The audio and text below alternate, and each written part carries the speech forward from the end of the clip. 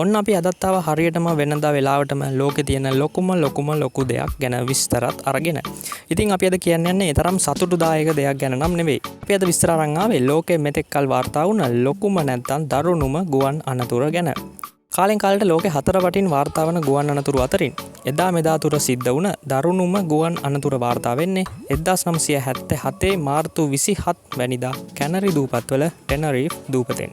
මේකෙදි උනේ මීදුම සහිත ධාවන පතයක ගුවන් යාන දෙකක් එකට ගැටුණ එක.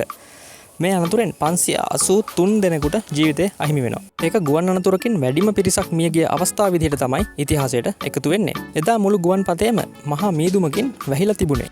පෑන් නම් 17:36 ගුවන් යානය ගුවන් ගත වෙන්න සූදානමින් ඉදිරියට ගියත් දැඩි මීදුම නිසා ගමන ආපසු නවත්තන්න කියලා පාලක මැදිරියෙන් උපදෙස් ලැබෙනවා.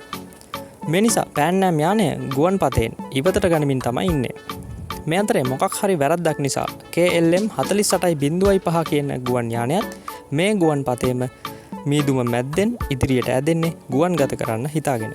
ටිකෙන් ටික වේගයෙන් ඉදිරියට යන KLM ගුවන් යානයට එක් අවස්ථාවකදී පේන්න ගන්නවා තමන්ගේ ගුවන් පතේම හරහට තවත් ගුවන් යානයක් තියෙනවා කියලා. ආපු වේගයට නවත්ත ගන්නවත් හරවන්නවත් බැරි නිසා KLM ගුවන් යානයේ නියමුවා තීරණය කරනවා එකවරම යානය ඉහළට ගන්න. ඒත් අඩු වේගය හා දුර මේ ගමනට හරස් වෙනවා. අඩු කෝණයකින් ඉහළට ඔසවපු නිසා KLM යානයේ පිටුපස කොටස ගුවන් පතේ වැදිලා යානය ඉහළට යන්නේ නැතුව කෙලින්ම ගිහින් පෑන් නෑම් ගුවන් යානයේ වදිනවා. අප්‍රයක දෙක පරතරයකින් මහා පිපුරුම් හඬවල් දෙකක් ඇහෙද්දි පාලක මැදිරියටත් හිතා ගන්න බැරි වෙනවා මොකද්ද උනේ කියලා.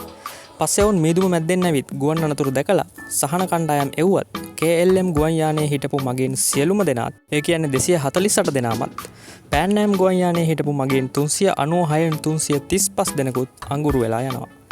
පෑන් නෑම් යානයේ ඉදිරිපස කොටසේ හිටපු 61 දෙනෙක් මේ ගුවන් අනතුරෙන් දිවි ගලවා ගන්න සමත් වෙනවා.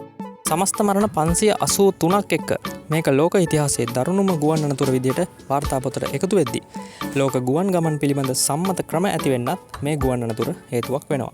ලෝපුරා සියලුම පාලන කුළුණු හා පියාසරි කාර්ය මණ්ඩලය සම්මත ඉංග්‍රීසි වාක්‍ය ඛණ්ඩ භාවිත කළ යුතුයි කියන නීතිය ආවේ මේ මහා අනතුරෙන් පස්සේ.